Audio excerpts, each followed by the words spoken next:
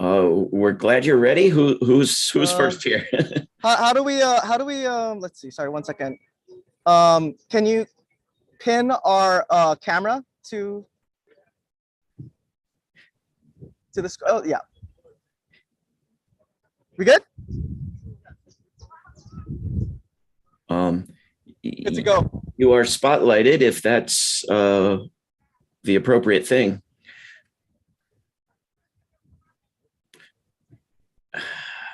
However, someone else is screen sharing, so we maybe need a decision on who's first here. I think you're good to go in Hawaii. Aloha to friends around the world. Greetings from US occupied Hawaii. My name is Kyle Kajihiro with Hawaii Peace and Justice. We're here with our friends from the Oahu Water Protectors, the Shutdown Red Hill, Mutual Aid Collective, Sierra Club Hawaii, and others who are here to protect the water, to defend our aina, our land, water, and skies. And we're here at Magic Island at Ala Moana. It looks beautiful. It's a beautiful day, sunny. A lot of people enjoying the weather, summertime. But all of this beauty can mask the violence that's hidden in plain sight in a place like Hawaii. We're the fulcrum of the United States military empire that has extended its power around the world. And Hawaii was one of the first hubs where the sovereign kingdom of Hawaii was taken over for our military outposts in order to wage wars in other parts of the world. And we are still paying the price. Majority of the lands that the military controls in Hawaii come from the stolen lands of the Hawaiian kingdom. And those lands are being abused right now as the RIMPAC exercises get underway. These are the largest multinational military exercises in the world. They happen in Hawaii every 2 years. There'll be 26 countries invading our waters, our lands, bombing the environment, creating sonar that distresses marine mammals, and then they come and party in our cities. This is the kind of impacts that are happening with militarization. So we're here to share our message of solidarity with all of you around the world for this 24-hour peace wave. We have a bunch of different programs to share with you, talking about some of the different issues, from the military occupation of land to the poisoning of our water at Red Hill, to our brothers and sisters in Guam who are fighting for their land and sovereignty. So thanks for joining us. We're gonna go to our program now. Mahalo. Mahalo, Kyle. Ole Kauai. Ole Kauai. Okay, David, you can screen our collective poem to cancel RIMPAC now, please. Will do. Let me know if the video looks good and the sound comes through. I'm going to try to share screen with sound for video.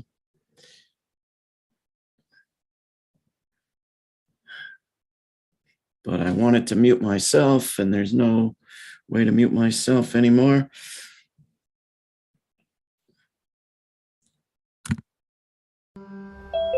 In a world without RIMPAC, Papa will bear down smiling through the pain of birth, no longer afraid of losing her child to bombs. She will breathe, and we will breathe. Yeah. In a world without RIMPAC, there is breath enough to stand against the torpedoing teeth, the amphibious assaults, underwater explosions, the nuclear bombs, and billions of dollars and bullets of peacetime that continue elsewhere. Breath enough to salve these and so many wounds, to sing so loud we drown all submarine sonar.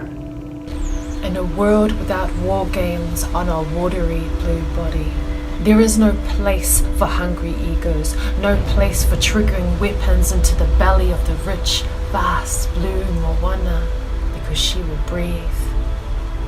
Free, freely, freedom, chanting, my body is not your playground. In a world without militarization, words like colonization and occupation become words used in the past tense. What possibilities emerge when we are free? Islands as space for creative growth and true security. The entire Pacific Ocean unafraid to breathe. In a world without nuclear warfare, Tahitian, Marshallese, Hawaiian, indigenous lives would be celebrated. without hierarchy based on dollars and euros, without fear for our smallness or isolation, needing the protection of empire, unfurling a pandemic of radiation, contamination, and sickness, all lives would be created equal. In a world without deception, no one believes that security is a function of bullets.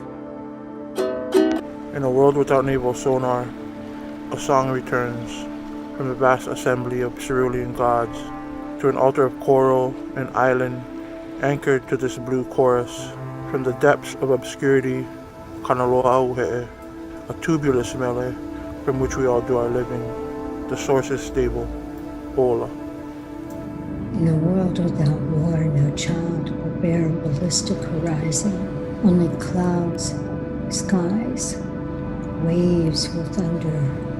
In a world without appropriation, our language will be unstolen. Te mana, te kaha, rest from the crest of Her Majesty New Zealand ships of war.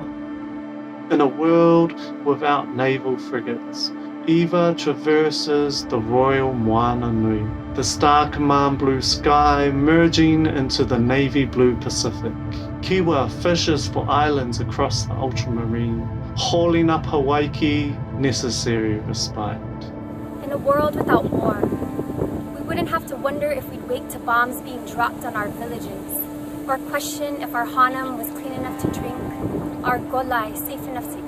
No trespassing signs and fence lines wouldn't dictate the journeys of our tano and our tasi.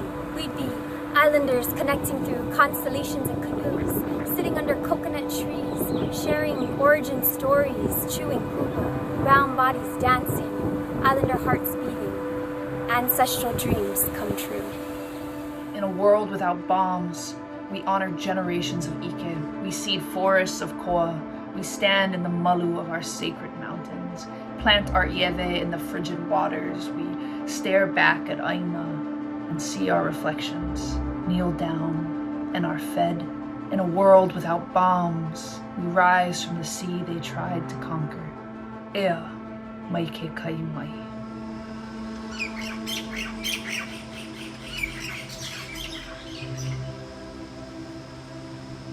In a world without militancy, silk breaths line her womb. Finally, she can breathe.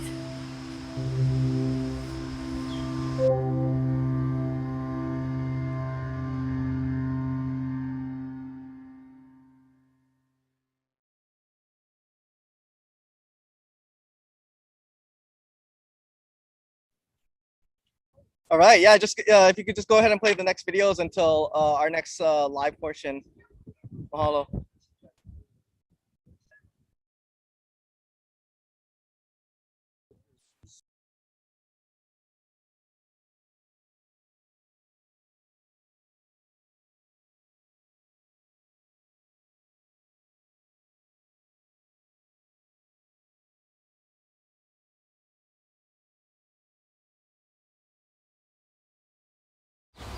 Aloha, we're here on the grounds of the Iolani Palace opposite the fake state capital of Hawaii. The occupying state of Hawaii leases thousands of acres of Hawaiian lands to the US military for a nominal fee of just $1 for 65 years. On Hawaii Island, they lease 23,000 acres of land at Pohakuloa, and here on Oahu leases 6,300 acres at Makua Valley, Pu'amoho, and Kahuku. Most of these lands are stolen Crown and government lands from the Kingdom of Hawaii, and they've been desecrated with bombs, artillery, and even depleted uranium. These leases are set to expire in 2029, but the Army has already begun its training lands retention program to keep this aina for the purpose of continued war making. In response, Kanaka Maoli and allies are organizing for land back because we refuse to be complicit in US war making and imperialism.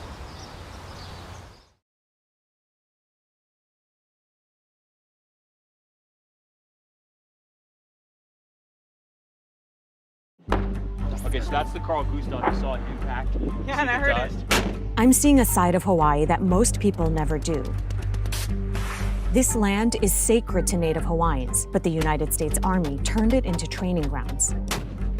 After World War II, the Army obtained a 65-year lease for 30,000 acres from the state of Hawaii. The price, $1. What is your relationship to the Army right now? The reality is, it's pretty up. Today, Indigenous Hawaiians continue to see their sacred lands shot up, bombed, burned, and marched over. That's exactly what the military is all about. Desecrating, desecrating, desecrating, desecrating. The Army's lease expires in 2029, and a fight is already brewing to get the land back. When is it gonna stop? When are they gonna realize that the Hawaiians have nothing left? I came to Hawaii to learn how the U.S. military took Native Hawaiian lands, what they've done to them, and what it'll take to get them back into Indigenous hands.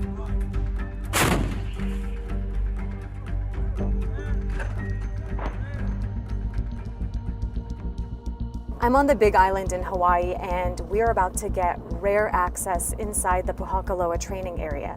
It's the largest training grounds for the U.S. military in the Pacific. The size of Pohakaloa training area is 210 square miles, which is, for comparison, almost exactly the size of Guam. Lieutenant Colonel Kevin Cronin is the commander of the Pohakaloa training area, or PTA.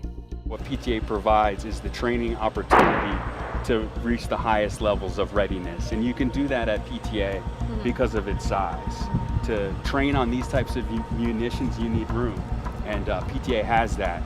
Native Hawaiians, also known as Kanaka Maoli, have used this land for at least 8 centuries.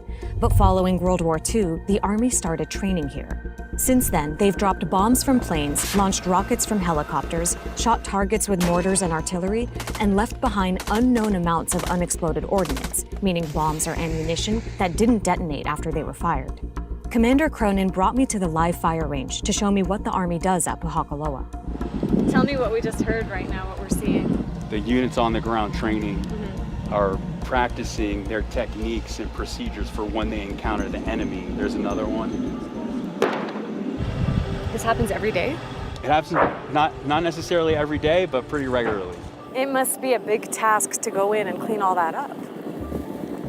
So for the impact area where we're firing now, we let that be. Oh, it's never cleaned? The impact area is left as it is when we fire in there, and that's for safety reasons. Does that mean like decades and decades and nobody goes in and picks the stuff up? Correct. Wow.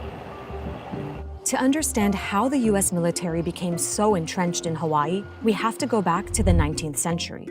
That's when the U.S. military began occupying island nations in the Pacific to establish itself as an imperial power in Asia. At the time, Hawaii was a sovereign kingdom, but in 1893, the U.S. military helped Anglo sugar plantation barons illegally overthrow Hawaii's Queen Liliuokalani. 5 years later, the U.S. annexed Hawaii, and the military's footprint on the island chain began to grow. During World War II, Hawaii's position in the Pacific made it crucial to U.S. military strategy. And in 1964, the military secured a lease for 30,000 acres of land that they could train on for the next 65 years, all for $1. So they practically got it free. Oh, I can imagine looking at Pohakaloa through their eyes. It's wasteland. It's large. This is my island. This is our island. What is the reason for all this bombing? Ku and Maxine are Native Hawaiians who live 20 miles away from Pohakaloa. In 2014, they sued the state for failing to protect the environment there. We suspected that there was very little inspections going on. At trial, we found out in 50 years, they had inspected the place 2 times, except that one of the reports was completely blank. So it ended up being one inspection in 50 years. In 50 years. How often were they supposed to be inspecting? They should have inspected at least 25 times, but no, only 1 time. In 2018, a Hawaii federal judge actually sided with them, saying that the state failed to malama aina, using the Native Hawaiian words for land stewardship. He also ordered the Army to clean up its mess of bombs. In 2029, when their lease is supposed to be terminated, they're supposed to have the place all cleaned up. Well, I think they're going to tell us they're not able to clean up because it's too dangerous to clean up. Then that's what they're going to do. If we can't get that land, you're not going to get the land, Hawaiians. Oh yeah? We'll see. The military says they need to keep training in Pohakaloa for national security. What's your response? Well, for me, it's just the opposite. Instead of them being here to protect us, actually we become part of the target. We're expendable. The military train people on 130-something thousand acres. You send them to war, and half of them come home dead and without limbs. So how is it efficient? I lost 2 brothers in Vietnam.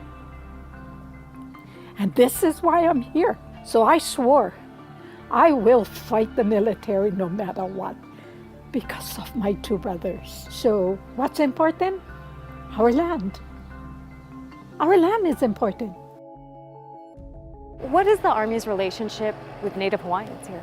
Here at PTA, we have a strong relationship with Native Hawaiians. We have the utmost respect for the community here, the cultural and the history. There are some Native Hawaiians who say that this is their sacred land and that the Army being here has desecrated and polluted it. How do you respond to that? I understand their concerns and I listen to them and I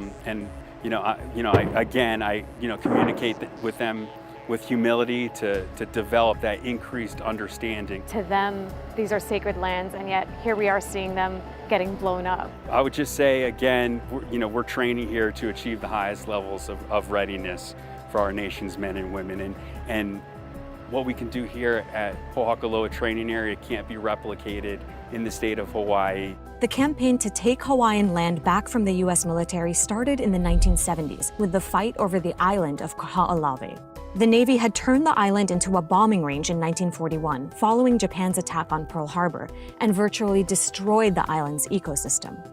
She is not a barren rock that should be used as a target for military bombing practices in the name of national defense. After decades of pressure, the Navy withdrew in 1994.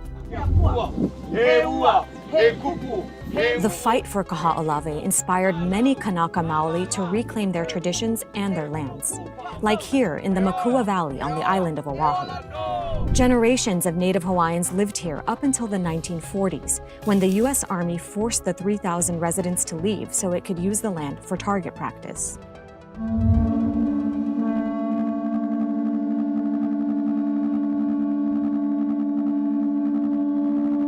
Not only is this valley incredibly beautiful, you can feel that it's also profoundly spiritual. And to think that it was just a matter of years ago that the U.S. Army was actively bombing it, it's hard to imagine. Activists with the group Malama Makua sued the Army and in 2004 successfully got it to stop live fire training here. Now the group is allowed to visit the valley, but only twice a month. So the group has to walk behind this representative from the military who first has to scan the area for potential unexploded ordnance. We appreciate access into this valley, but we don't appreciate the fact that we have to ask permission to be in this valley. What is your relationship to the Army right now? The reality is, it's pretty up. Sorry for the swearing, but it's not like we're all best friends. The Army promised they would return the land after World War II ended. Instead, they formally secured it in that $1 lease. I think it's symbolic of how the Army and all the military works. Once they're in, they don't really want to leave. There were thousands of people living here before the Army kicked them out. Where did they go and how does that impact this space? They got scattered all over the place or they died. And so there are family members living everywhere. We will be searching for those descendants because they have something to say as well. This was their family land. This is actually my great-great-grandfather. This is a photo of the property that he once lived on. Nathan recently learned that his great-great-grandfather used to live in the Makua Valley. How did it feel to learn that you directly descend from this place, this land? Honest truth is excitement and scared at the same time. Why scared? So now that I know that they lived here, now it's my responsibility being a descendant to take care of the land that they once lived on. And that's how the land works, It's passed down generation to generation, and everybody's job that lives there is to take care of that place. Is 2 days a month enough? Nope, not enough. I try to come down here at least 7 days a week. I'm always outside the gate 2 days out of the month, then I get to come inside the gate, legally. What are you doing when you're just outside the gate? I spend a lot of time at the beach side, listening to the valley, listening to nature, because sometimes if you come down here at night, When the breezes come through the valley, you can actually hear voices, hear things. It's kind of like imagine what life would be like back in those days. So many generations of people who have lived and died in this valley are still here. This whole valley has life. We think the valley is waving at us all the time. Every time we drive by, it's kind of like, look at me. Don't forget me. Help me. So come 2029, do you think the Army's still going to be training in Pohakaloa? Damn right. They're going to keep doing it unless we get rid of them and bring our land back. You need to leave. Leave quietly, give us back the land, clean it up, go home. Go home already. Hey guys, it's Dina in the Makua Valley. Thank you for watching this video. Let me know what you thought of it in the comments, and be sure to check out our entire series looking at the U.S. military's footprint here in Hawaii.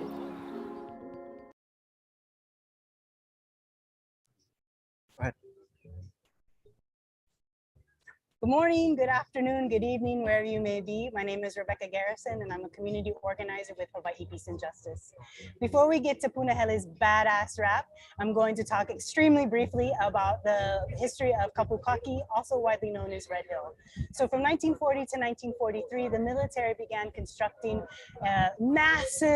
20 massive pill-shaped tanks that each can hold up to 12.5 million gallons of fuel for a total of 250 million gallons of fuel sitting just 100 feet above Oahu's sole source aquifer. That's the primary water source for 77% of the entire island of Oahu.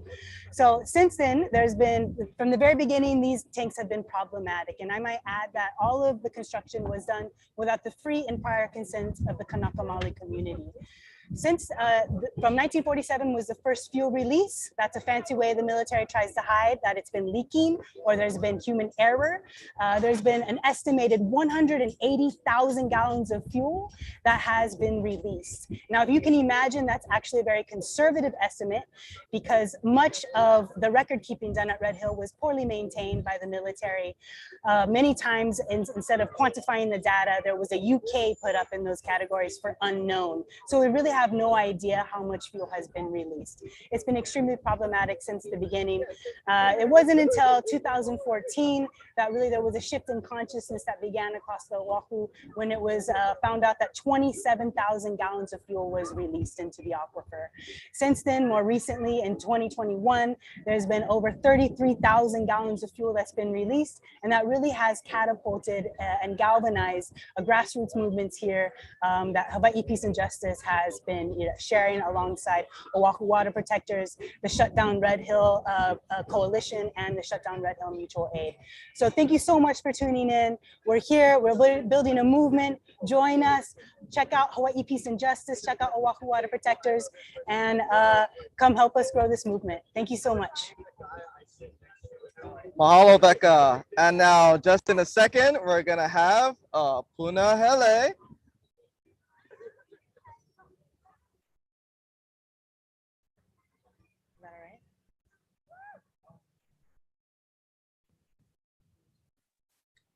We're seeing a video with no audio. Oh, shoot. Stand by, sorry. Oh, wait, what? Sorry. Wait, what's going on? Oh, sorry, 1 second. Shut up.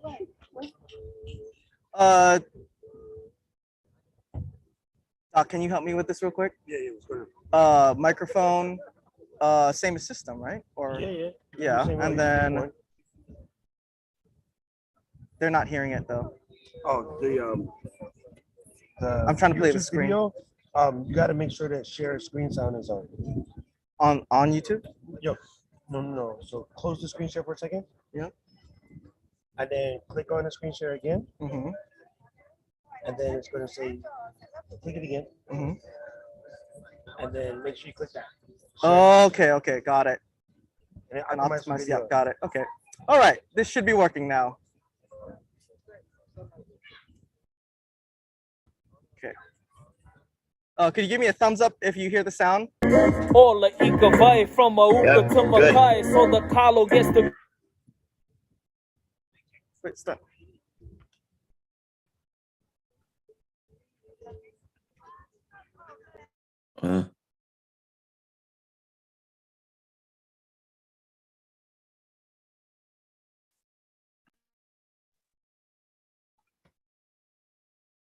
The heck?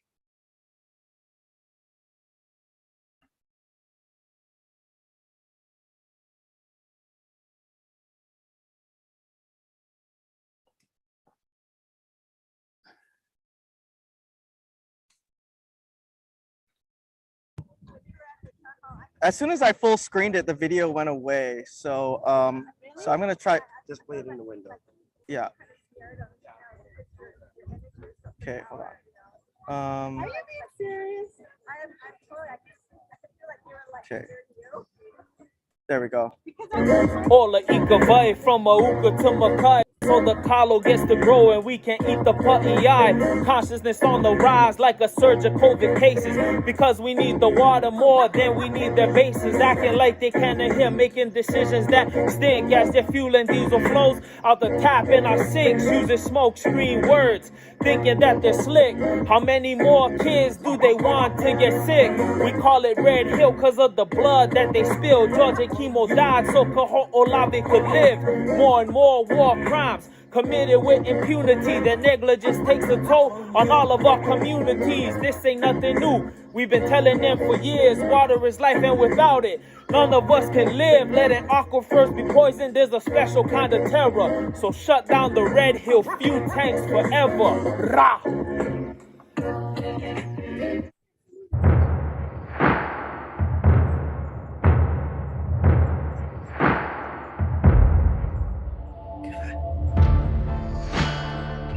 Everything that we have warned the Navy about, everything that we tried to warn the public about, everything that we had said would happen, happened. Native Hawaiians have been warning about this for a long time, and nobody has listened to what is being said, and now we are at where we're at right now. In January 2014, 27,000 gallons of fuel was released from the Red Hill fuel tank, and it dominated mainstream media and a lot of the hearings at the legislature that year, but no actual bills were passed, and the Military Affairs Council started lobbying DC to make sure that Red Hill stayed open. Okay, I want to make sure that you reiterate, the water is safe to drink and we're not at risk. The water is safe to drink and we are not at risk. Captain Epps, thank you very much for being here. Having me. So this most recent leak from Red Hill is not a surprise. It was written on the walls. We all knew it was going to happen. From the risk assessment in 2019 that found that there was a 90% chance that another major leak would happen within a 10-year period. The congressional delegation knew, the governor knew, the mayor knew, the US Navy knew, the Chamber of Commerce knew, and they just let it happen. We are thinking about tomorrow, not only for our kids, but our kids' kids. 7 generations down. Something that happens today, within the next 10, 15 years is going to affect them. And at that time, trying to do the right thing isn't going to work for our babies. We need to do the right thing today. The Navy has had continuous leakages from the get-go. So many years later, transparency still does not occur, neither does honesty. These tanks have been leaking for decades, and the Navy's in denial about that. And now that the fuel is coming out of faucets within people's homes, I don't know how much more they can deny it. It's just shocking to me that it's not a no-brainer for all elected officials that Red Hill should be permanently shut down. Why are we even discussing this? Our groundwater has been contaminated. We should shut down Red Hill, no discussion. Something needs to happen. We cannot wait for the Navy. The Navy's in denial. We have to take action. We have to make the Navy accountable. I don't know what it's gonna take to get them to remove this fuel, but it's not gonna take one entity. It's not gonna take a group of people. It's gonna take all of us. Essentially, the community needs to engage in this issue. I think the Navy has made it very clear that without outside pressure, it's not gonna do anything. I think often we think about, are the choices that we make today going to sow good seeds for our mo'opuna and the generations that will come after, that they can actually, at a basic level, have clean drinking water. Our water is the most precious thing that we have here. I mean, even if you think about food, you cannot grow food without water. There's no future without water. And if we're not doing our best to take care of that, what are we passing on to our kids?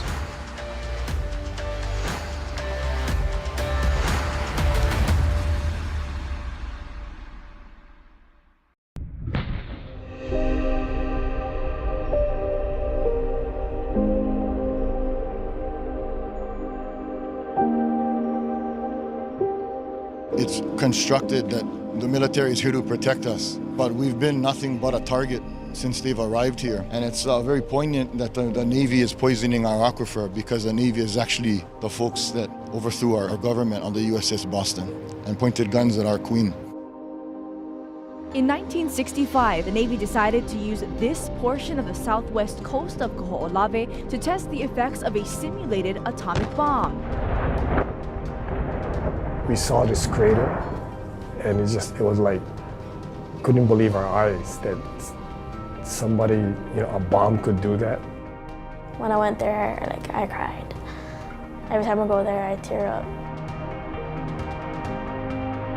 There's this ship called the USS Arizona still leaking oil to this day. And the only reason why the United States military doesn't want to stop the oil leaking is because they want to commemorate it as a historical event that'll live on forever. So them continuing to poison our waters is something that they do to be patriotic towards the occupation of Hawaii. The US Navy have been poisoning the waters not just in Red Hill, but also the waters of Pu'uloa. The reason that it was called Pearl Harbor to begin with is because it was plentiful with pearl oysters and fish, and now it is home to 6 Superfund sites. They actually had to narrow it down from several dozen contaminated sites because of the military presence there. What was once one of the most abundant areas on the island is now one of the most contaminated sites on the planet.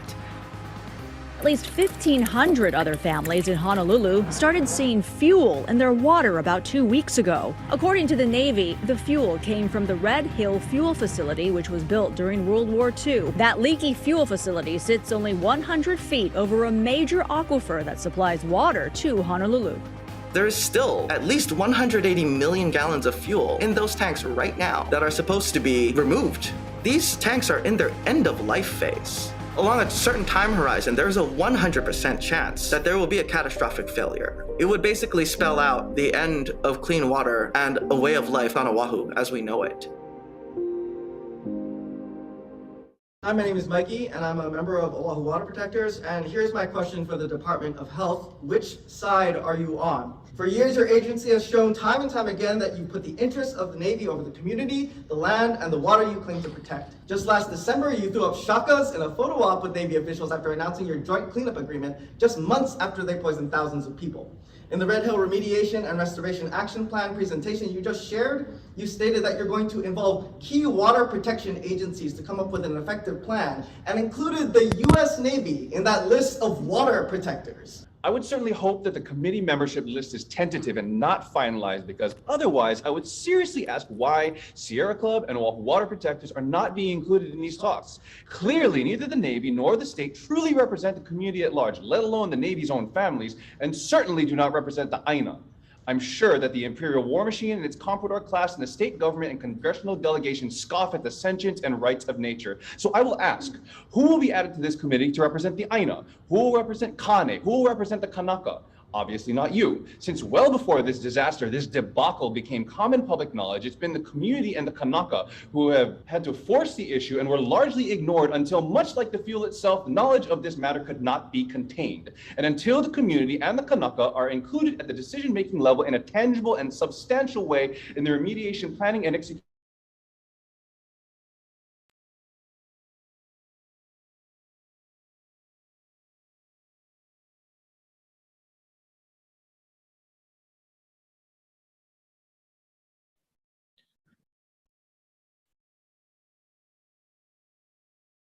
In case someone can't see it and can hear me, the video's stopped and frozen and silent.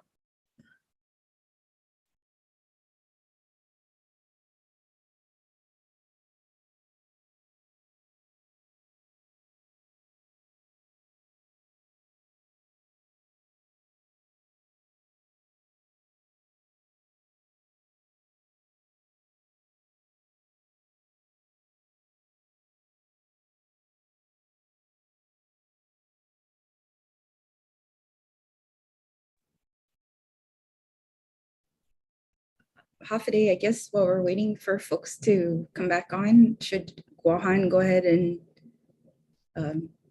He's present? restarting his computer, and I don't know whether you guys clearly want to jump in, and I don't want to say no to anything. I mean, go ahead, but I could show the videos. We can wait. We can stand. We can stand by. We can stand by. I don't. Mikey wanted to show the videos that I was showing, and he was showing them, and his computer died. So now, should I show them, or should we wait for him to turn his computer back on, or should we move on? I will try showing videos and see how that works.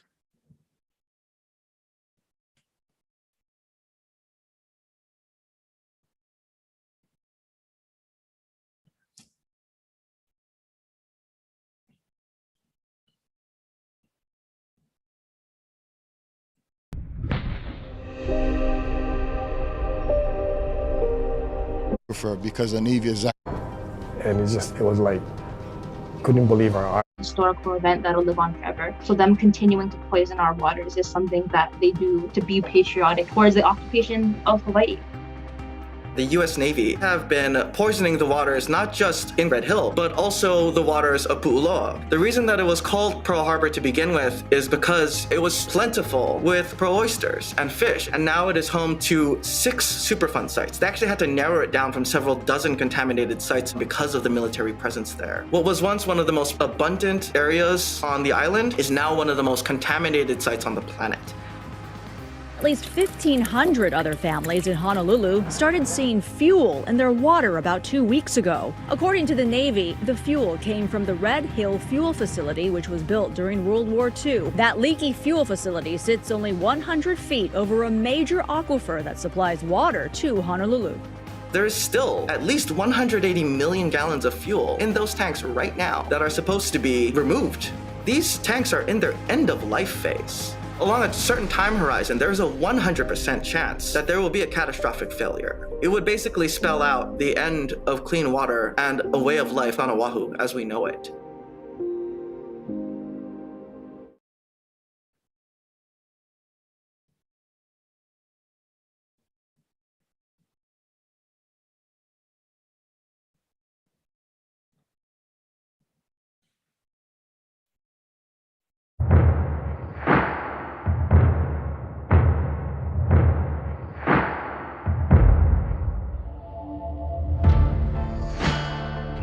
Everything that we have warned the Navy about, everything that we tried to warn the public about, everything that we had said.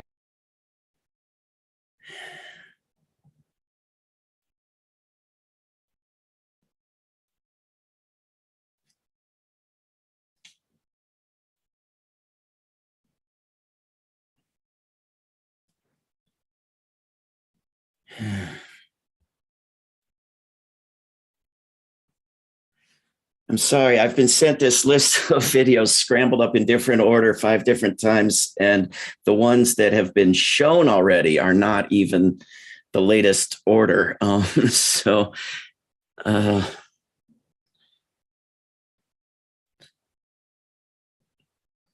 They're all wonderful videos. I'm going to just take a chance that it's a good idea to show one and try to show one that you haven't seen.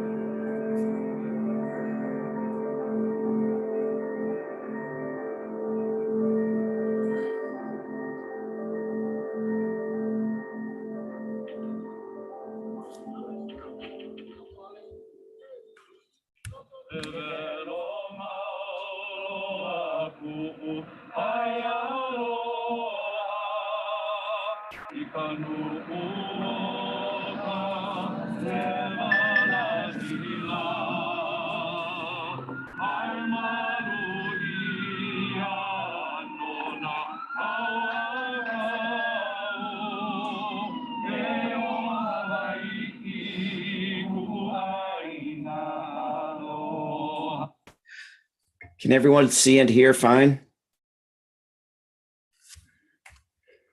Can anyone see or hear anything?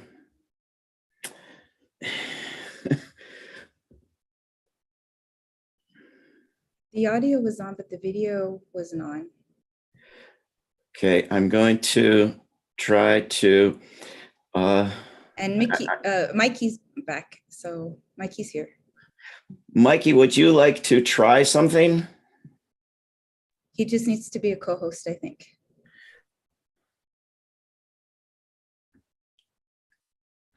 Mikey, you are again a co-host.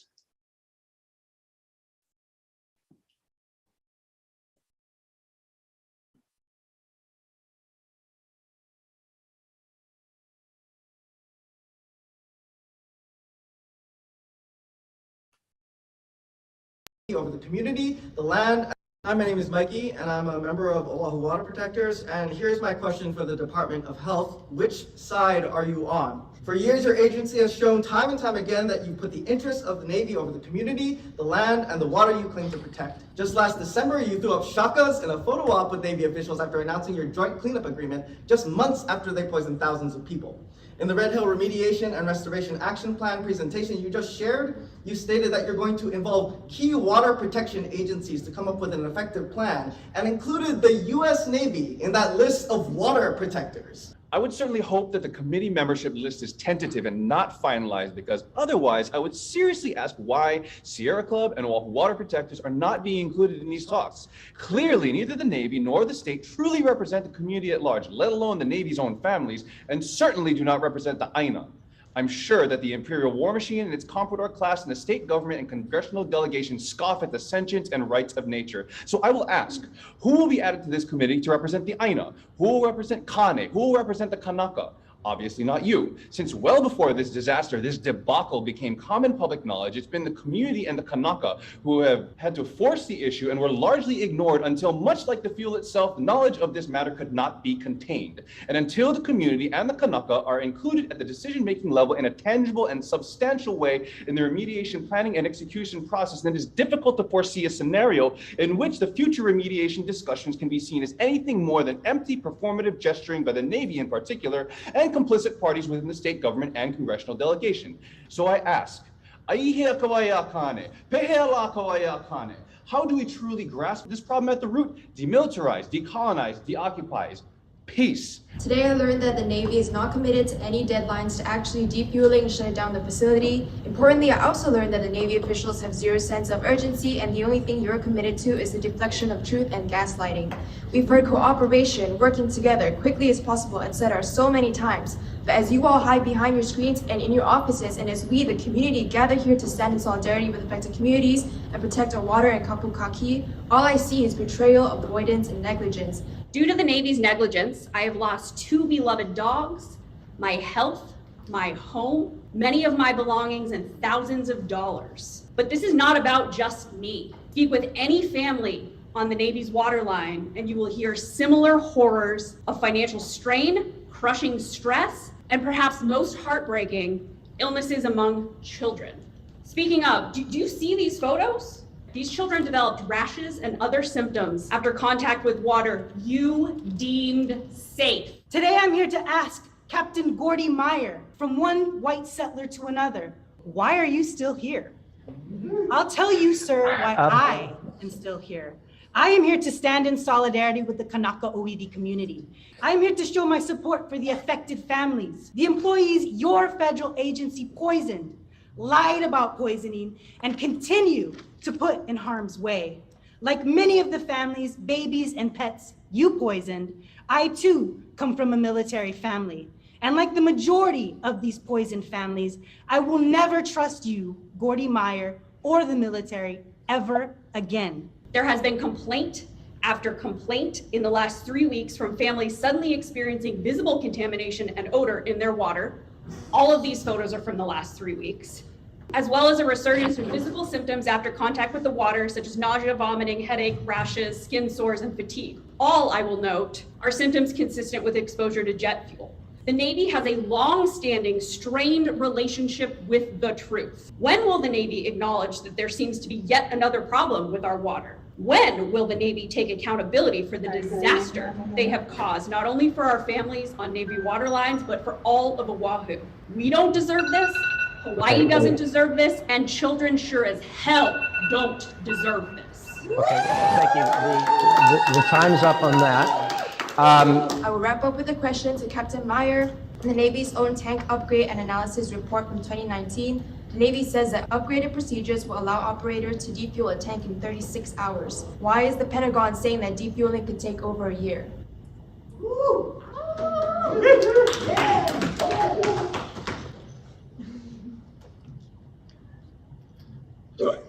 When it comes to the defueling effort, we want to ensure it's done safely, and so does the Department of Health, and that's why we had the third-party assessment to ensure that we do any upgrades that are needed to ensure it is done in a safe manner. We plan to repair and do any efforts that are needed to correct any deficiencies as quickly as possible so we can defuel as quickly as possible. So was your report false and inaccurate in 2019? We are able to drain a tank relatively quickly. However, we want to make sure it's done safely and it's done in the appropriate manner and where that fuel goes to, whether that is further on island at our refinery or onto ships, there is still some capacity limitations, but a tank can be drained rather quickly with certain conditions in place. We're starting the timer now. Okay. Thank you. Let's move down into the... I stand with affected families. I stand for global demilitarization. And perhaps most importantly, I stand for the transformation of white settler values, because these values are hurting us all. Thank you. Okay, and I can appreciate the passion behind many statements. Again, I would like to ask all of you to please remain civil in your remarks. There are ways to make strong statements and yet still be respectful. We are tired of appealing to the morality of a state and military who continues to subjugate and degrade our land and our people. I have two questions for you, Captain Meyer. How can you have national security when you stole land, forcefully evicted people, created a never-ending cycle of houselessness, and continue, I repeat, continue to endanger your own people, ensuring you inject fuel into our homelands and our drinking water, endangering all people in Hawaii? Second question, are we American or not? Are we part of this purported national security plan? Or are you willing to admit that Americans are the terrorists in Hawaii, Guam, Okinawa, and the many indigenous nations in Turtle Island? We refuse the continued objectification and subjugation of your empire. I am not American. I will die as Hawaiian and live on forever as Kanaka Oiwi. What is best for Kanaka is best for all people in Hawaii, whether you agree with the lexicon of occupation or not. You have more broken promises than broken treaties. We say lava, not already. The only civil you will ever get from us is civil unrest until you're gone. Why is it the case that the Sierra Club and the Oahu Water Protectors are working harder to protect me and my community from being literally poisoned than my own state and federal government? Okay, thank you. If any of the panelists have response? Assure you that the Department of Health is working diligently and hard to achieve a resolution in this matter to protect the aquifer and bring safe drinking water back to the people of Oahu. To all the Department of Health officials in this meeting right now, you have a decision to make. Are you going to finally be on the side of your community, your ohana, the aina that feeds you, and the vai that gives you life, or are you going to continue to be on the side of the people who poisoned us? For all of our sakes, you need to make that decision soon and do what you are actually hired to do. Prioritize the health of the people over the interests of the U.S. military-industrial complex. You can do this by ordering not just deadlines for the submission of plans, but deadlines for implementation. Deadlines for concrete actions to defuel and decommission Red Hill with steep penalties for non-compliance. To put it simply, do your jobs. Because if you can't do your job, and if you can't get the Navy to shut down Red Hill now, the people will shut down everything else. And the next time you see us won't be in this fake state capitol on a Zoom call. The next time you see us will be out in the streets fighting for the change that you failed to deliver. Try to make your comments. You can make a strong statement. Just please try to be as civil as possible. You want to talk all right? about civility? Thank you very much. I appreciate that. I'm going to go back to the... My name is Tina Grandinetti, and I just want to respond to the repeated requests that we should keep our comments civil. The military poisoned our water. They poisoned children and they lied about it. And then they show up to this meeting to gaslight us and provide precisely zero answers to the questions that matter for the people of Hawaii. That's not civil, that's straight up violence. We have every right to express our rage because it's the only rational response to what happened, and it's the only hope we have of cutting through the military's complete apathy and to really capture the gravity of the devastation they've caused. So truly, I say this with deep respect for this Aina, for all of those who've been impacted by this crisis, and for every single person in this meeting who's been fighting to protect our aquifer.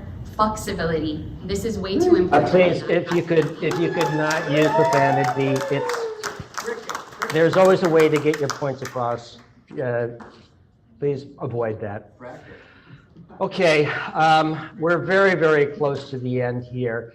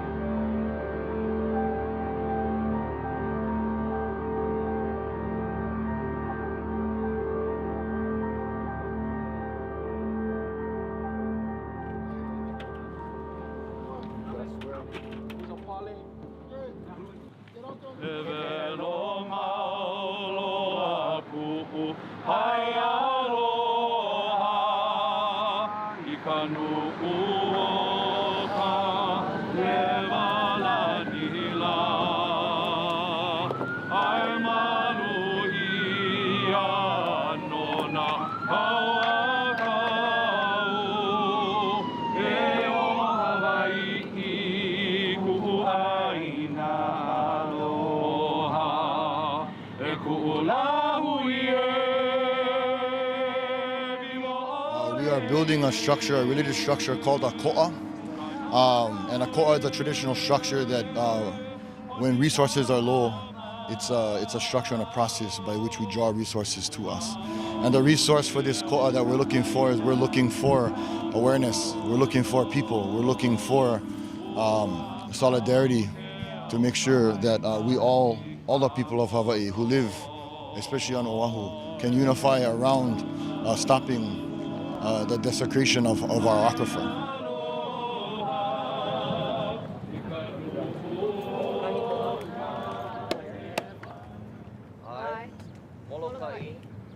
The way we protest, the way we ku'e, is by honoring our land and our gods and our people by mele and chants and songs and dances. We sound like we're singing joyfully, and we are, but a lot of that is hidden meaning that we're not really talking about the beautiful flower or the beautiful the rain. We're talking about the pouring rain, the impact that it has on our land. We're talking about people that have been detrimental to our land. So while that may be cultured or hidden in the way we sing and the way we dance, it's still very stinging to those of us in the know. We have seen the United States military has not been the appropriate partner to take care of our most precious resource that every peoples around the world knows. It is water. This ko'a will remain up until such time that the U.S. military moves all of the fuel out of those tanks and removes those tanks. I live in this ahupua'a. I live in Aiea. So the aquifer, Halava, and Aiea is my watershed. That's my land. And so to have somebody polluting my water, you know, where I raise my kids, where I expect my grandchildren to be living. So this is important to me and the future generations of my family. You know, I mean, we're not planning to leave. We're not going to give up our Aina.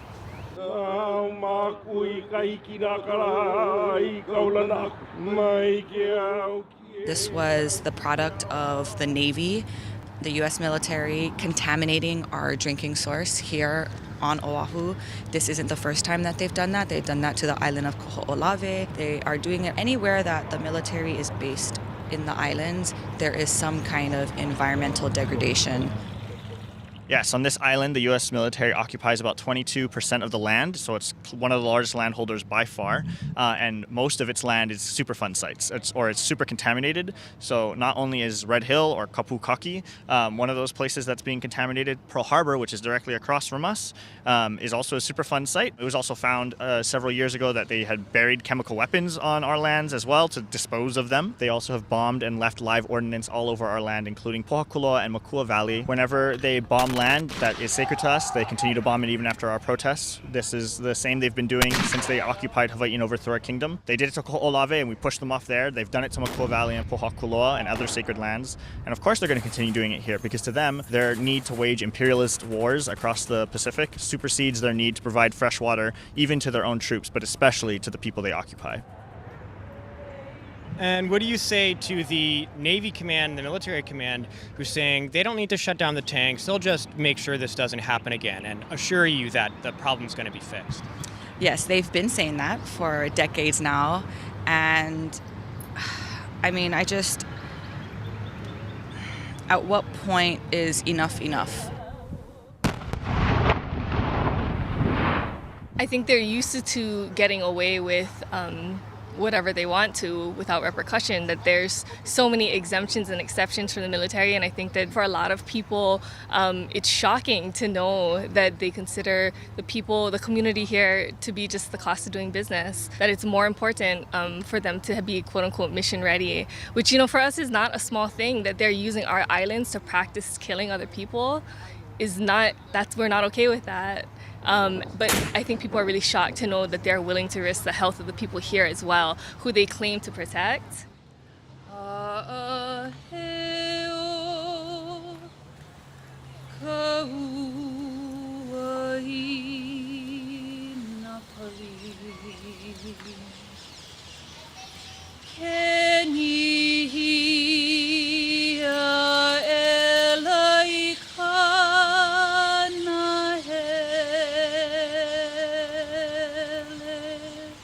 And what it boils down to, I mean, let's not dance around the issue. Money.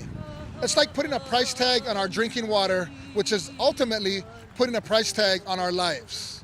These Navy folks, these Navy personnel, these commanders and admirals and lieutenants and captains, they leave. They're here for 4 years. They're temporary. This is our home. This is where we come from.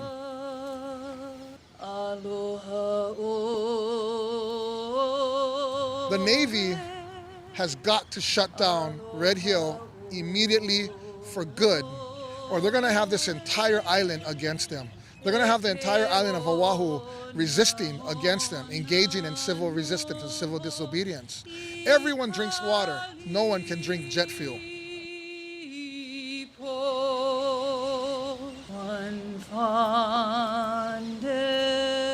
The only appropriate resolution to this is that they remove the fuel from those tanks and remove those tanks from up above, because those tanks will continue to leak and leach whatever residue they have. So anything less than that is not acceptable. You know, a lot of people think I'm really radical when I say we need to demilitarize Hawaii, but that's the truth. I mean, unless the military leaves, then it's just going to be the same. For many cases, it's constructed that the military is here to protect us, but we've been nothing but a target since they've arrived here. And it's very poignant that the Navy is poisoning our aquifer, because the Navy is actually the folks that overthrew our government on the USS Boston and pointed guns at our queen. What do you say to the Navy command who says, oh, we'll just make sure this doesn't happen again. We'll clean up the leak and then we'll put in some new safety measures to make sure that there's not another leak? First and foremost, go home. We never asked you to stay here. And they don't care for the land. We've been saying the Red Hill tanks were going to leak for years, decades even. And so now that it's affecting military families, it's getting a lot of attention. But this is how the U.S. military treats Hawaiians every single day. And I hope that U.S. military families understand now what their presence does to our land. And, I think one of the primary things is the calls that are coming from the Hawaiian Nation to demilitarize Hawaii and push the U.S. out. It's holding the people who poisoned these families also accountable.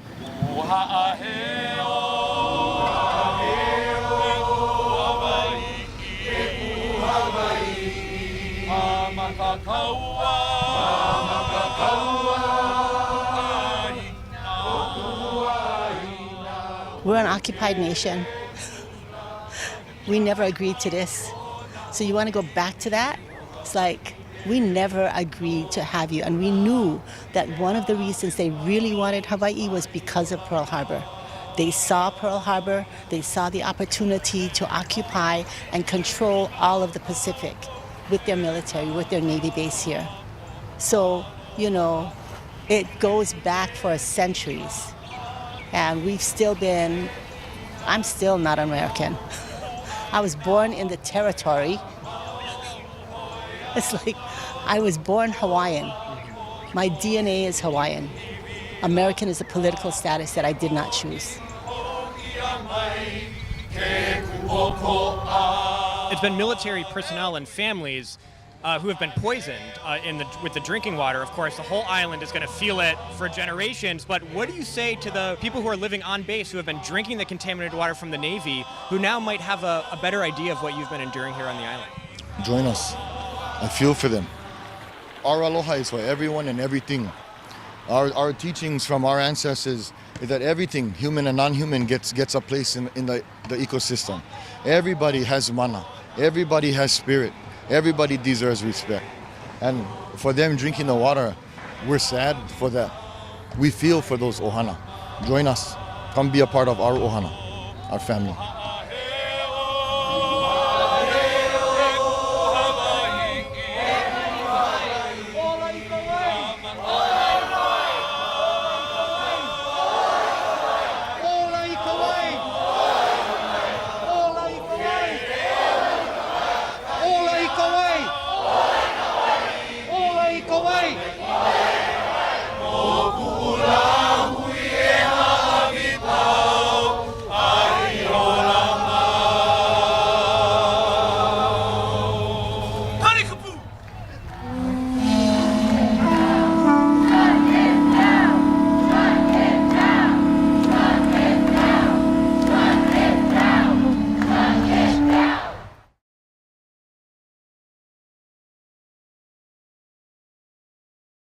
And create pilina relationships with our hoa aina and our hoa velalike.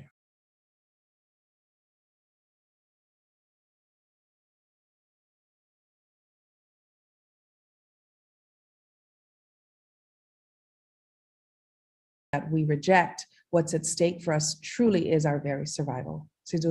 Up next, we're going to hear from Keone DeFranco from Hawaii.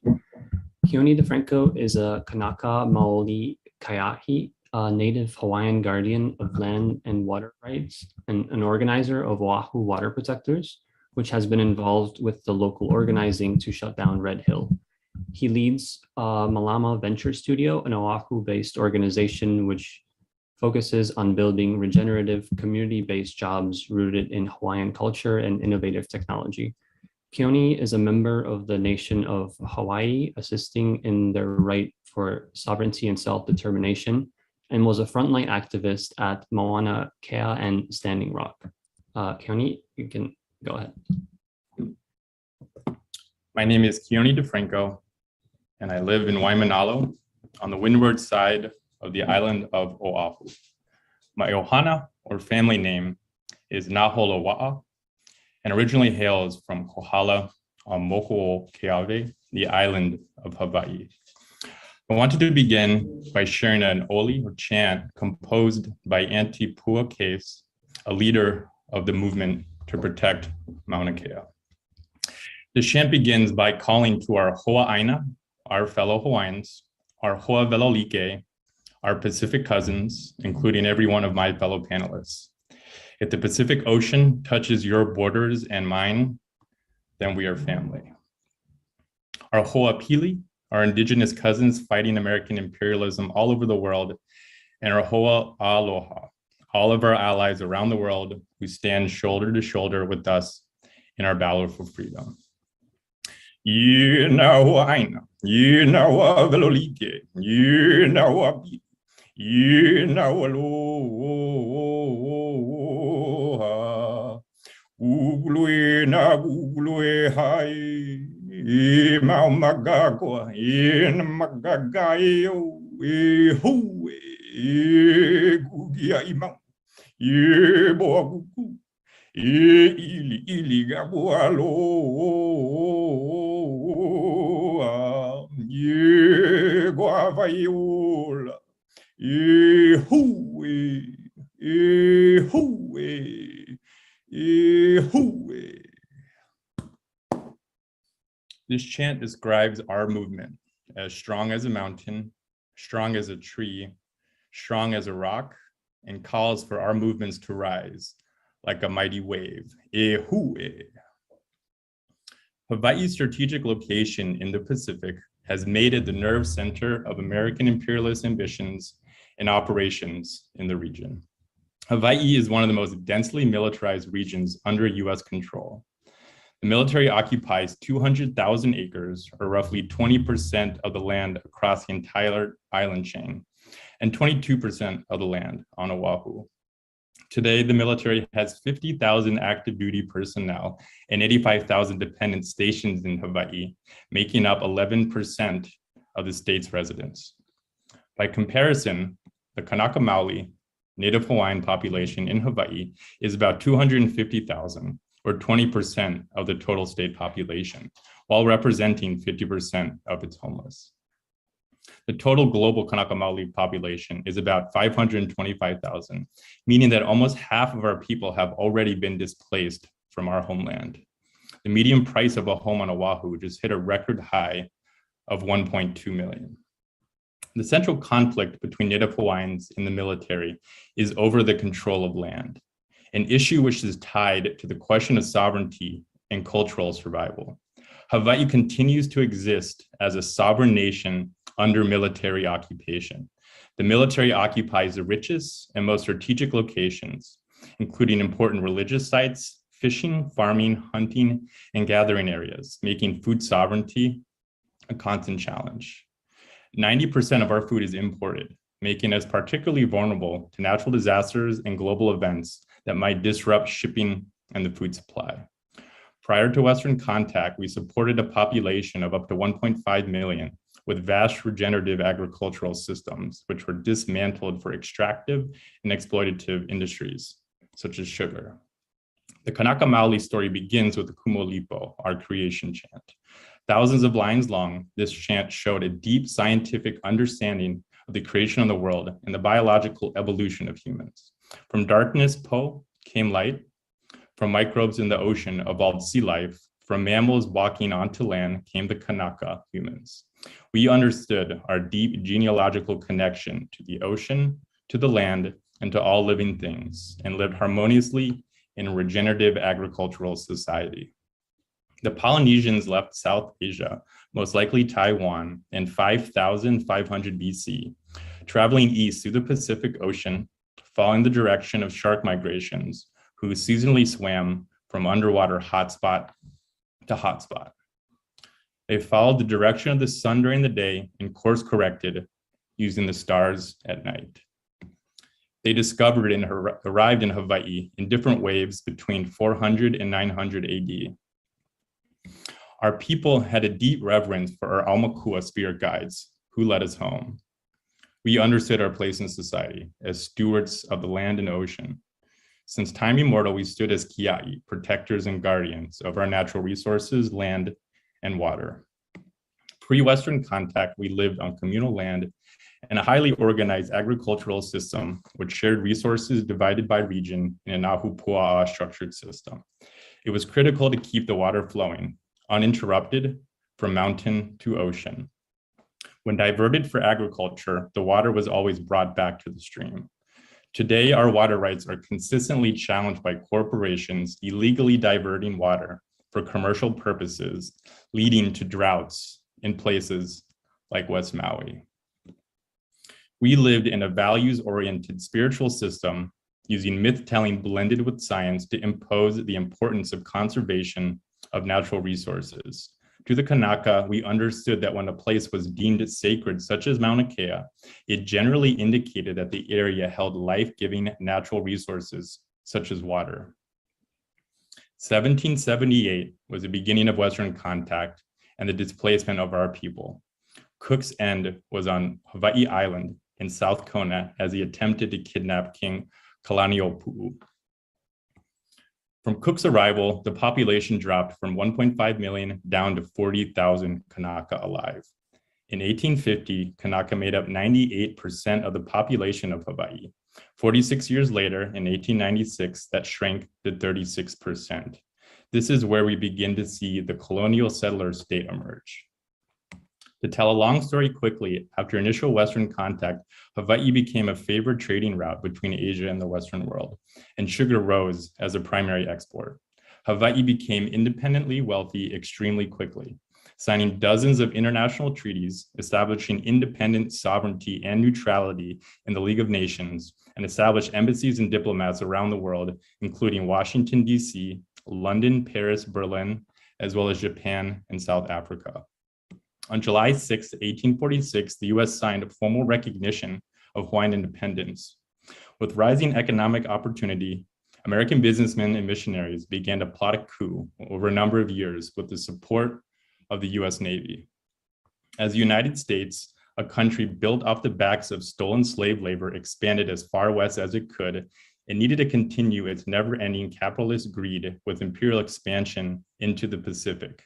It began with sugar, but the ultimate goal was to build strategic military bases in Hawaii to establish violent dominance in the Indo-Pacific region while exploiting labor as well as land and water.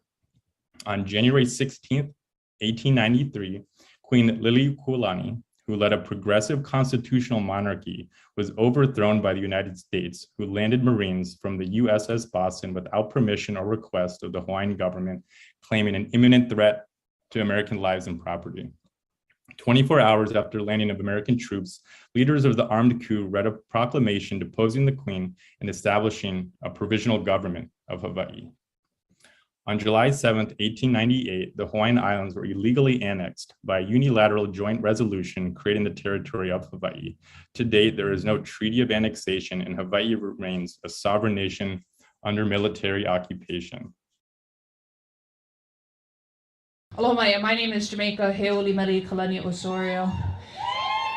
I'm a Kanaka Maoli mother, and today I'm going to speak to mothers. We knew we were liberated when we no longer feared for our daughters. It's been raining for days, the kind where the sky turns gray and you wonder if it'll ever turn back. It's 55 degrees in Wahiawa, which is really fucking cold, by the way, and my 6-week-old daughter is sneezing more than usual. My partner looked it up. Babies sneeze when they are cold, so I am holding them both a little closer than normal, which is pretty damn close. At night, I close the windows. I wrap her in a lei of blankets. I say her name out loud. Remind her that she is loved, safe. Ovau no ko kia'i. I am your protector, I say, over and over until she is ready to say it back, and her mother and I wait to hear her fall asleep, and then we settle into each other. This is the future we dreamed of together, from the front lines of a movement protecting our mountain, our water, each other. And it is full of everything sweet, everything beautiful and tender, but we are no longer in a pu'uhonua, so it is also overflowing with everything I fear. The US Navy is poisoning the water in Hawaii. Tens of thousands of gallons of diesel fuel have already spilled into our aquifer. 250 million gallons remain in these World War II single-wall degrading tanks. On Twitter and Instagram, I see photo ops with the best of Hawaii congressional leaders handing out bottled water and hotel vouchers to military service families like Band-Aids on a bullet wound. And for the first time in my life, I feel completely helpless. There is an invisible plume of poison working its way through our underground water system, and the only people who know the exact extent of it don't give a fuck about us, our aina, our vai, and certainly think nothing of our children, of my daughter. In fact, while preparing a suit against the state demanding they drain the tanks, the US Navy insists it is not the fuel in the tanks, but the fuel in the water that's making us sick. Let me say that again, because it's ridiculous. The US Navy says it's not the fuel in their tanks, but the fuel in our water that's making us sick, and I give no fucks about their lyrical gymnastics. There is no rewriting themselves out of fault. I want to ask them, how will I feed my daughter if all we have is jet fuel falling from the faucet? Instead, I start Googling DIY home rain catchments, and I spin into a tornado of my own fear. I can only think about the decades our people have been calling to demilitarize our islands and oceans, and how no one beyond our lahui cared to listen. And now it's the TV and Twitter and Instagram all popping off, and the water is rising, and the COVID variants are multiplying, and there are guns and cops and cages everywhere, and my checking account is hemorrhaging money, and my daughter is crying, and it hasn't stopped raining. It has been days, and it's true. I used to long for these moments. A quality storm to quiet my house and mine, me in a corner with a pen and pad of paper. But today, I have a sneezing daughter in my arms, and I know that means she's cold. So I'm holding her a little closer than normal, which is pretty damn close, and I can't stop thinking about how little I can protect her. And now I know for sure I am really a mother of a daughter, because I am made up only of worry. And I am thinking about water, the vai that is now fuel, the kai that is still rising all around us, and the mud that is creeping closer and closer to my doorway with each day that the deluge continues, and I am waiting for someone to come and hold me, to tell me that I am loved, to say that at least for today, the water is safe. I am waiting for someone to remind me that we too are worth protecting. Like a mauna, like an island, like an ocean. I look into my daughter's eyes again. O vau no ko kiai. I am your protector, she says. First to the aina, then to the vai, and finally to me. And for a moment, I can breathe again, because at the very least, Malia and I did one thing right. We prepared one more wahine koa to take into battle, but I can't help but think, is this really as far as we can dream? Mahalo.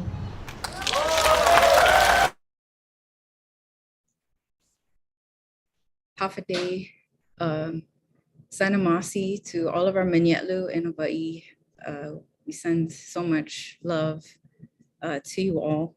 My name is Monica Flores, and I'm a member of Pratehila Texan Savor Tidian here in Guam, in the Marianas in the Pacific. And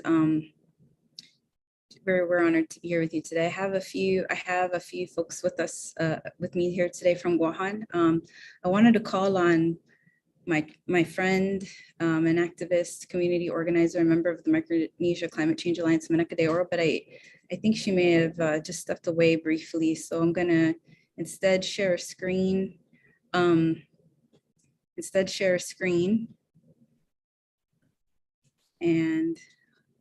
of a chant from our Chatlu Jeremy Cepeda. Okay. Actually, David, I'm sorry, I'm having a little bit of difficulty still with the audio. Could you please play the Jeremy video for us? Thank you so much. The Jeremy video.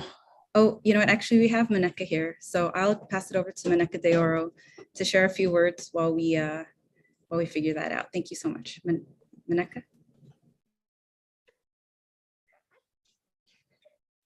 Sorry, I have a. Am I muted still, or am I good? Can you hear me? We hear you and see a screen about Micronesia Climate Change Alliance. Yes, half a day. I'll begin. My name is Manyaka Dioro. I'm with Micronesia Climate Change Alliance, and this is my 7-month-old baby. And I was definitely made emotional seeing that last testimony by the Wahine, Jamaica Rosario, and speaking about water and babies and her baby. Half a day from the Mariana Islands. I'm joining you all from my family home in Ipan Talafofo, Guahan, and I'm very honored to be a part of this peace wave and this act of global solidarity to promote love and peace. And I'll begin with this invocation from Guahan.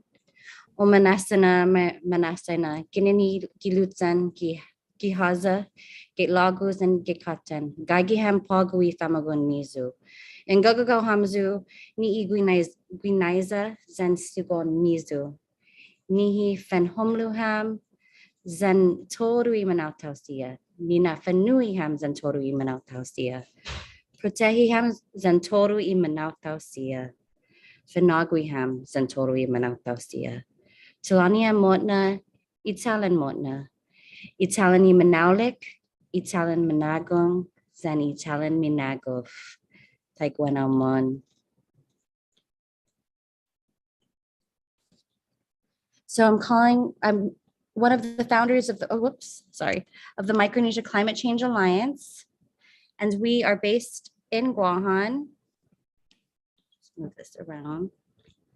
We are based in Guahan, and we have some calls to our community as well as to the international community. Oh, I stopped sharing. One moment. To the international community to protect our islands in Micronesia through decolonizing,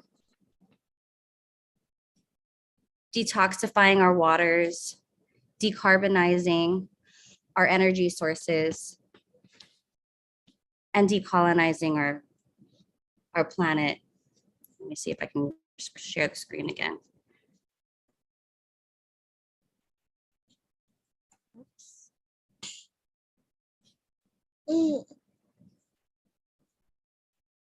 I don't know if I have the sheet. Oh, there we go.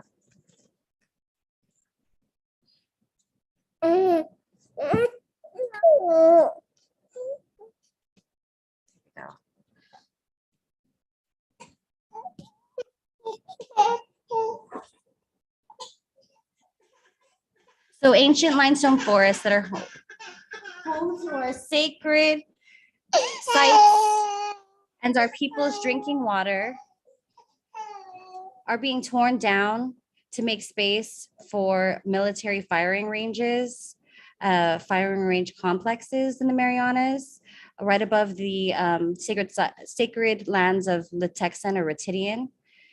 And it's important to bring all the plants and animals and ancestors that are in those areas into this space today, because it is very threatened. The health of that location is very threatened, and it sits right on top of an aquifer that feeds almost 80% of our island.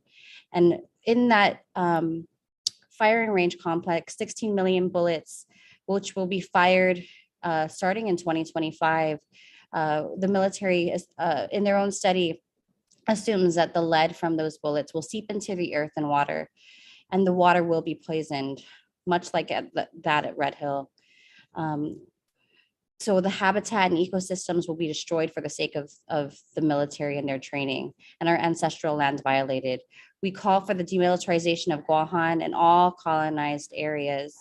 And we call to remember that war is damaging and deadly everywhere it occupies, and has deadly impacts just beyond the battlefields. We also call to decarbonize and end fossil fuels now. War creates the warming of our planet. We no longer have time to waste on false market-based solutions. We need real, bold, and powerful commitments to decarbonize our economies and ways of being. The US military produces 59 million metric tons of greenhouse gases annually, and they burn approximately 10.3 million gallons of oil per day on average. Again, war fuels the warming of our planet. War devastates lands, poisons waters, kills and harms peoples for generations. Many times, the unintended consequences of war cause irreconcilable damage to the ecological systems in places where the very military exists, from bases to battlefields. This image with the decarbonized, and all these images were created by an artist called Killjoy Land on Instagram. You can find her.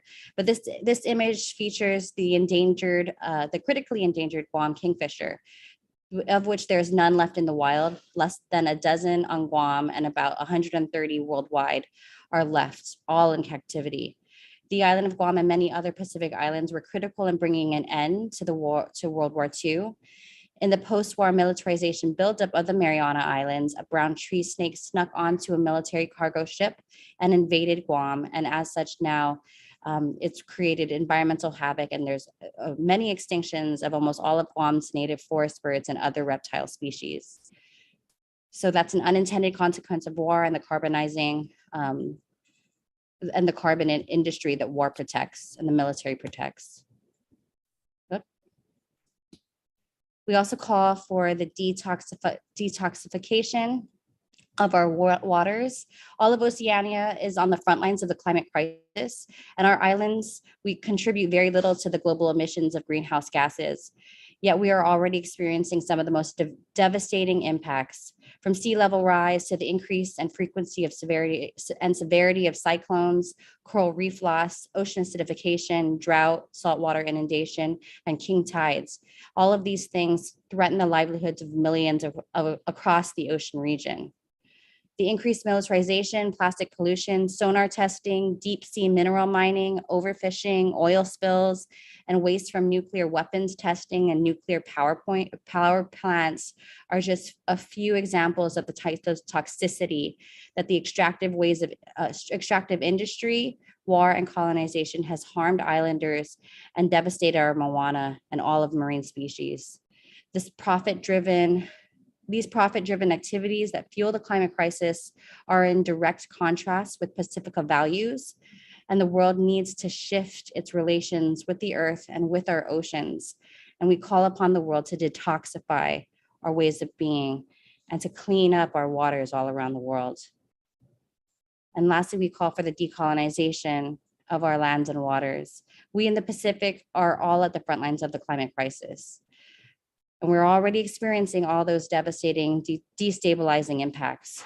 And one of the ways that we can find our ways out of this is to decolonize and to uplift the descendants of the great Pacific navigators, the indigenous people, to unite and weather the unprecedented storm of climate change and the changing seas of this time. Islanders hail from a lineage of seafaring peoples whose connections to the ocean, the sky, stars, winds brought them across the vast ocean and onto our lands where we still are trying to survive and thrive today. But we need to stand in solidarity to build peace and to connect to each other, to strengthen our canoes whole and interweave a sail to overcome the storm of war and a warming planet. And to do that Pacific wisdom, we have to lean into Pacific wisdom and into indigenous knowledge, because in those, there's vital lessons for a collective human family. And that is that we are all one crew on this one canoe that we know of as Earth. And I wanted to leave with just this framework that brings me a lot of hope and connects a lot of organizations and millions across the world fighting to put people before planet, and that's the just transition. And it's just it's a strategy and a framework, and it's visionary and oppositional that talks about how we move from the extractive economy, which is based on war and militarization and exploitation, and it is rooted in white supremacy, rooted in colonization and patriarchy, and how we can move and transition into more living economies that are more aligned with caring and sacredness of Mother Earth, and more aligned with a feminist and anti-racist economy, and really deep democratic way of living in balance with and in good relations with all our relatives, from plants to animals to other people. So I'm here and I'm happy and honored to represent Guam and the Mariana Islands on this call today. And looking forward to finding ways we can continue to connect and build peace across the world. This is Osmasi. Sana Masi Manaka for making time to be with us here today. And now, David, if you don't mind, could you play that video from our friend Jeremy Cepeda? I will try my very best.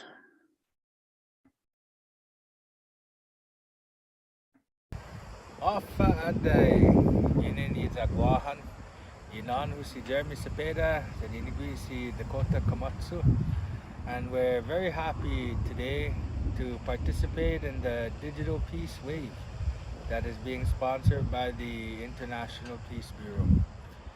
So today we would like to share a chant with you in our native language, Ifino Hadza, and it's about giving thanks to our Creator, to praise the Creator and give honor for all the great things that have been given to us. Man et nun hit we ni pagu natatuna sia saina izahululu lui gefinatina siha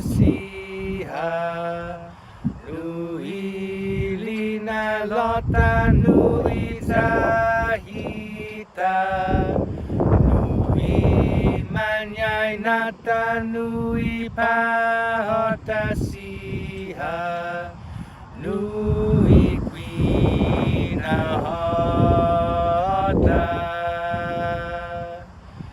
san hokuku kazuniha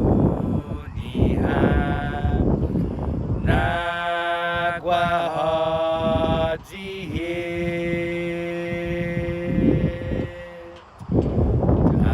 agwena moho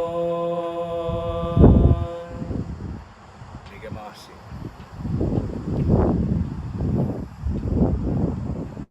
Thank you so much, David, for playing that. And I'm not sure if you have the next video ready to go. I do not. You sent me a video linked and a video attached, but they were both one and the same video, and we just watched it. So I don't have a second video. Okay, well then I'll go ahead until we figure it out. I'll go ahead and introduce our main speaker. She is the Nobel Peace Prize nominee from Guam. She is a former senator, an amazing elder who guides us in so many of our ceremonies and acts of resistance. And we're just so grateful she made time to be with us here today. And we really do want to thank the World Beyond War, as well as the International Peace Bureau for this event. And also we're grateful for the International Peace Bureau for their nomination of our SINA. I also should mention she is the head of the Commission Fino Tomorrow, the Commission on Chamorro Language and Heritage. She's our Gehelu, and she has played so many important roles. She's mentored so many activists. A lot of us, do the work we do because we're inspired by Auntie Hope, and I'm very honored to invite Auntie Hope to speak now. Sina Hope.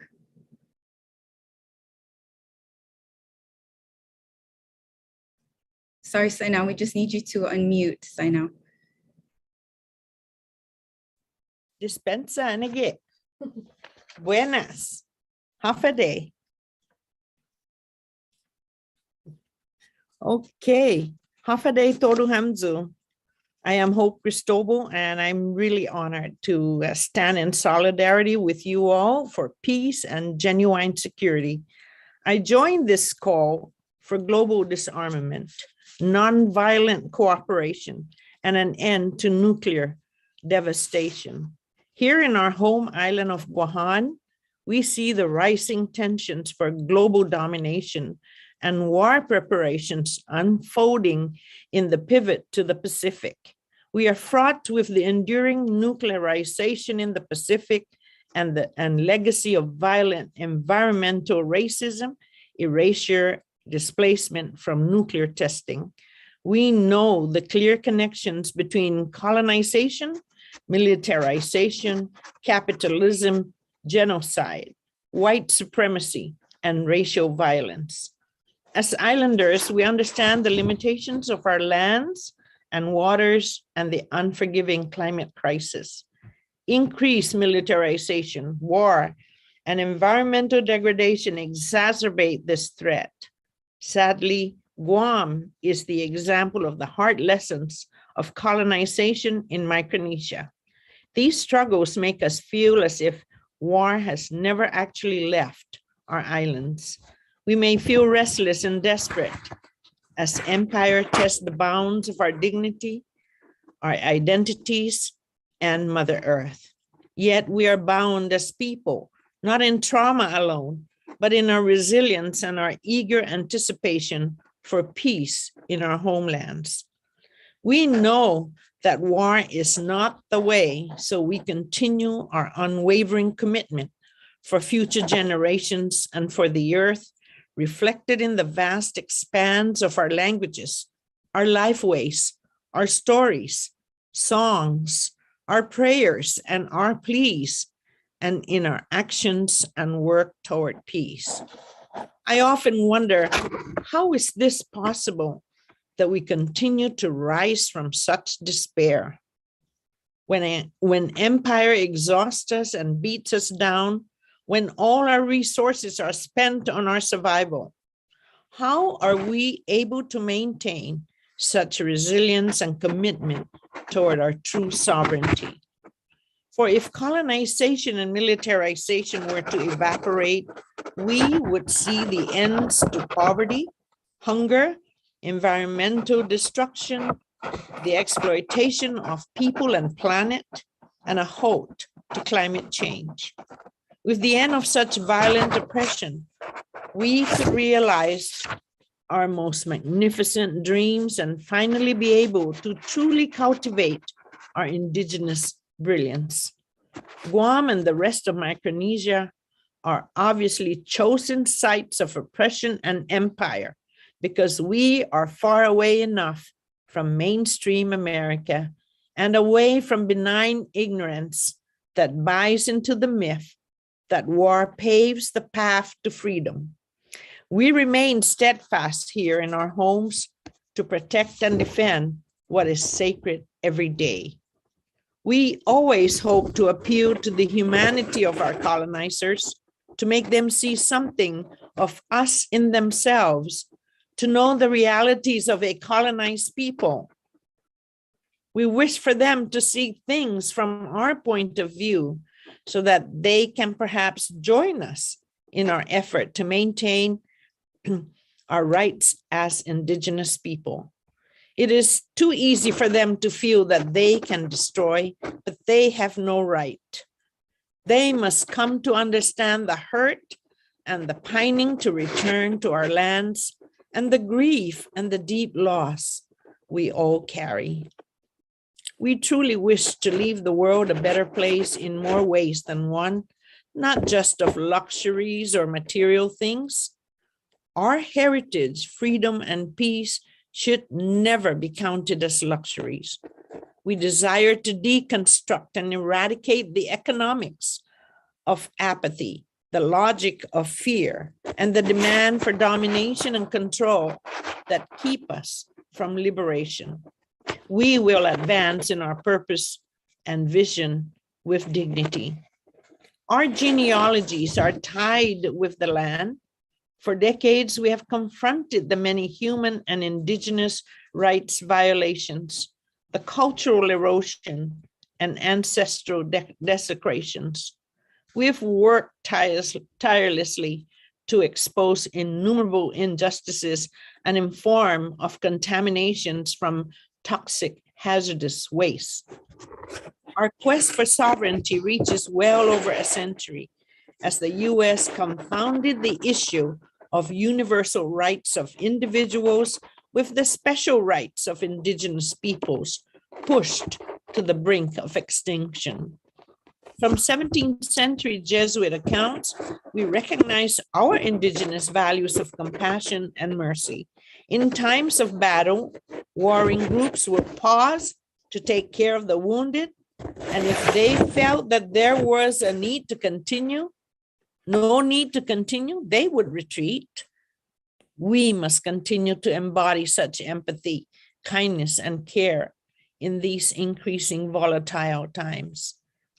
So in closing, I want to emphasize that I share this prestigious honor as a Nobel Peace nominee with my people of Guam and the people throughout our Pacific region, the many champions in our struggles for peace who speak truth to power and who refuse to die in fear. Thank you for this opportunity, David, for the rest of the group, to be able to address you with words that I hope will unite us in efforts to improve the lives of our Pacific indigenous peoples and the rest of the world. Sidzusi and Sidzusim from Benin, DC. Thank you so much, Auntie Hope. We're so grateful that you're here with us today. And now, David, if we could play the next video, I just would like to introduce it. The next video is a poem by Nicole Quintanilla. She is a young educator, activist, and writer. And this poem is called Choral Classroom. So.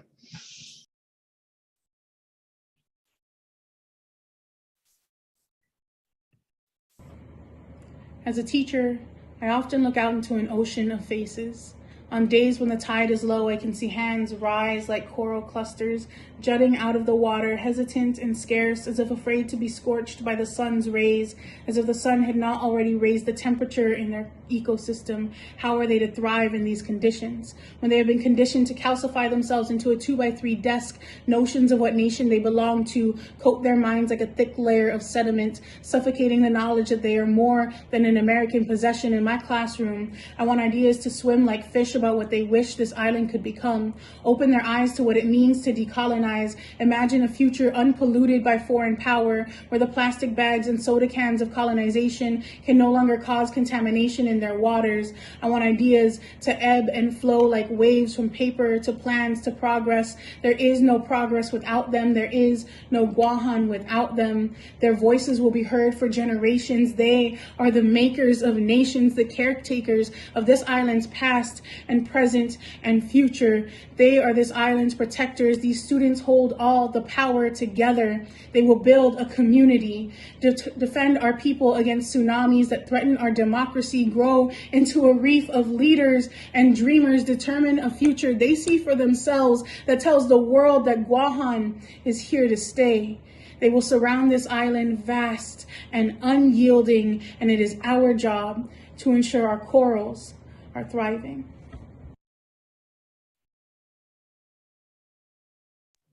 Sanamasi, that was so beautiful. We're so grateful that Nicole created that for us today. I am going to try to screen share and see if I figured out the audio. And if not, I'm sorry, I might just need to ask for a second to figure out something. But I think I figured out. I think I figured out.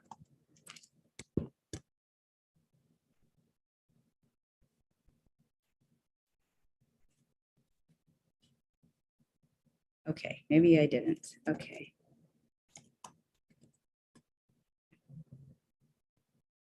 Okay, I'm sorry. I guess I haven't been able to figure it out. I did want to play. I did want to play this video. Some of our friends' kids made some videos, just messages saying "Good night to Zampas" and tomorrow, and I'm not sure. I don't. Let's see if it works. If I play it like this. Good night to Zampas. Did you all hear that? Yep. Okay, great. I'm gonna share one more. This is I'm just experimenting to see if I figured out the audio issue. I'm gonna play this other one, and hopefully this one works. Can you all? Did y'all hear that? Okay, great. They said good night to Zampas put for what? They're asking. These are some of the our friends, children who wanted to say intramural, a message for peace and love. And so now I think I'll be able to share the audio. I hope I figured it out. These are some remarks from our friend, Dr. Miguel Lujan Bavacqua.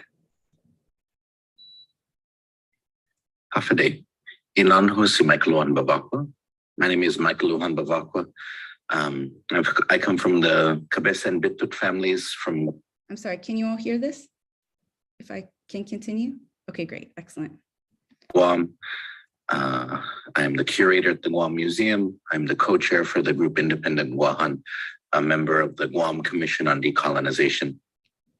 I'm also a teacher of the Chamorro language, an activist, an educator, an artist, a writer, and many other things. And so I wanted to share a little bit about the history of Guam, a little bit about the Chamorro people, with all of this in mind to talk about the future. And so the story of the Chamorro people goes back thousands of years, long before most of the countries, the empires that we know today existed. But in the modern context, Guam's history, of course, is inundated with colonial interventions. Guam is the first island in the Pacific to be colonized by Europeans. Its colonization happens much earlier than any other Pacific island. It is, of course, found first by Europeans as well, and Magellan lands there in 1521. And so Guam's experience is very different than other Pacific Islanders. But through that history, through the past several hundred years, the experience is pretty standard in terms of different colonial powers and their relationship to Guam. So for the Spanish, Guam was a stop in the Manila-Acapulco galleon trade. It was sort of a strategic area, even though a strategic area, and even though it didn't have any gold or spices, it still had it was run by the Spanish military, and it still had strategic value, which is why the Spanish didn't necessarily want to let it go. But so Guam's purpose, though, was in connecting sort of Spanish interests in the Americas to those in Asia and in the Philippines. Guam was a link in that chain. When the United States takes Guam, that idea of Guam being a link in the chain continues. Sort of ships moved with coal across great distances, and the United States needed coaling stations. The US had clear interests in expanding its power in Asia, and so Guam was essential in terms of connecting what it had already taken in Hawaii to what it would take in the Spanish-American Wars in the Philippines, and Guam was key. Guam was taken by the United States, given over to the US Navy. And so once again, we see that Guam, which is on the edge of Asia, which is sort of in the Western Pacific, so right on the edge of the Pacific, closest to Asia in many ways. Guam is once again serving the purpose of connecting imperial interests across the Pacific. The same thing happens, of course, when the Japanese take over for 32 months in World War II. And it's a key point in breaking US power when the US returns, pushing Japan back, reinvading and taking Guam. It's a strategic point in attacking Japanese interests. And ever since World War II, Guam has consistently played a role in projecting American power into Asia. Because of its close proximity, because it's closer than Hawaii, because it's closer than San Diego, because it's closer than other places that are considered to be US, quote unquote, US soil, Guam is very important. The United States military has in the past sometimes referred to Guam as the tip of their spear, the tip of America's spear. And so we see once again, the purpose, the value of Guam is that it serves the interests of those who are moving back and forth across the Pacific and those who want to weaken, strengthen themselves, weaken others. And then Guam clearly continues to play that role. The United States sought to create the Pacific as a buffer, so that as powers would emerge in Asia, the United States would be insulated from that by sort of a sea of possible bases or friendly islands. We see Guam, Micronesia, and so on, playing that role. And then for all US conflicts that go towards Asia, Guam is essential, moving things across the Pacific, taking refugees back, taking wounded soldiers back, sending bombs, munitions, and soldiers across the Pacific. So the tip of America's spear. Now, across this history, though, of course, the interests of the Chamorro people have mattered very little. The interests of others who have called Guam home has mattered very little in the calculus of different empires. And that's precisely part of the problem, is that what we saw in World War II is we saw Chamorros drawn into a conflict in which they weren't informed as what was going on, they weren't prepared for what was happening, but because sort of the United States had made Guam one of its bases, because the US had interests there, because the Japanese sought to weaken US interests, Chamorros were victimized, caught in the middle of that. And so today, we have those same worries and those same concerns. What does it mean to be the tip of America's spear, pointed towards Asia? It means that the United States can use Guam's position to project force, to make threats, like Donald Trump did to North Korea, fire and fury, like North Korea and China have done against the United States, creating Guam killer missiles, or threatening to destroy Guam and the US ability to project force from there.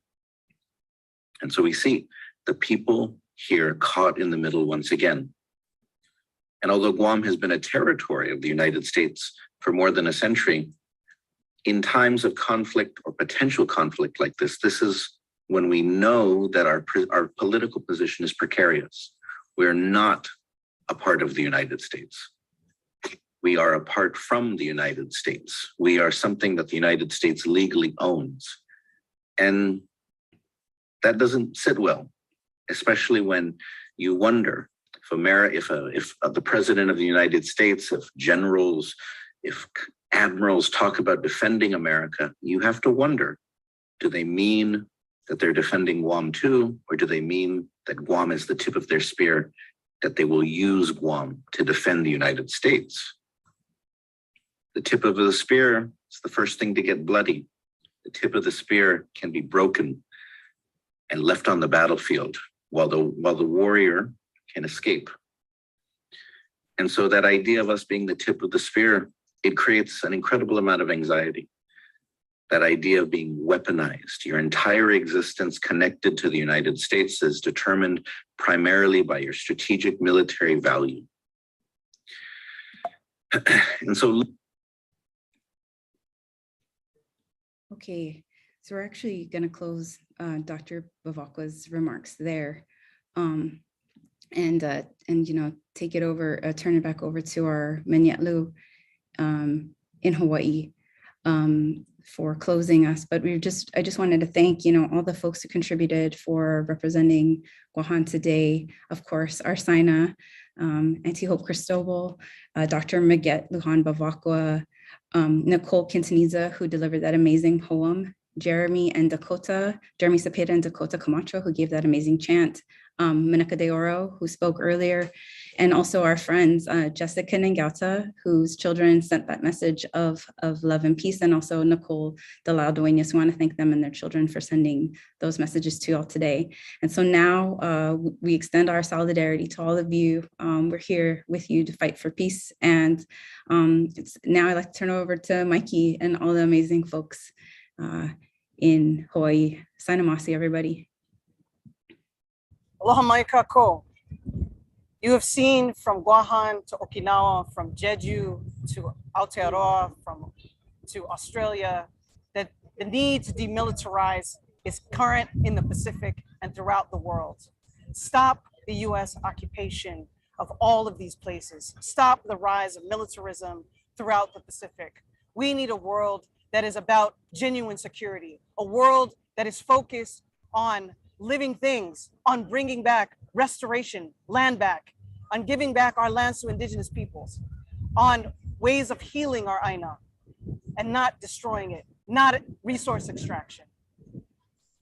When we think about our homelands, we think about those places that we love and need to protect. We think about those people who have been displaced permanently from their Aina. Please join us when we say, shut down Red Hill. Shut down Red Hill. Cancel RIMPAC. Cancel RIMPAC. US out. US out. US out of Hawaii. US out of Hawaii. US out of the Philippines. US out of the Philippines. US out of Okinawa. US out of Okinawa. US out of Korea. US out of Korea. US out of Guam. US out of Guam. US out of North Dakota. US out of North Dakota. US out of Turtle Island. US out of Turtle Island. Land back. Land back. Aloha mai kako.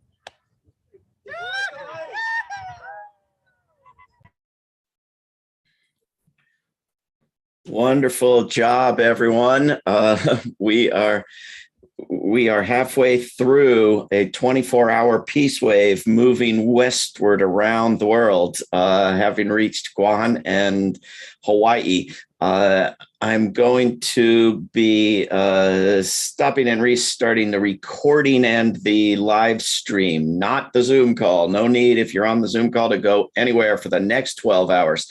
But if you're watching this on YouTube or Facebook or Twitter or LinkedIn, I'm about to stop those and restart them. So just join the new one in 1 second here. And we are on our way to New Zealand and Australia.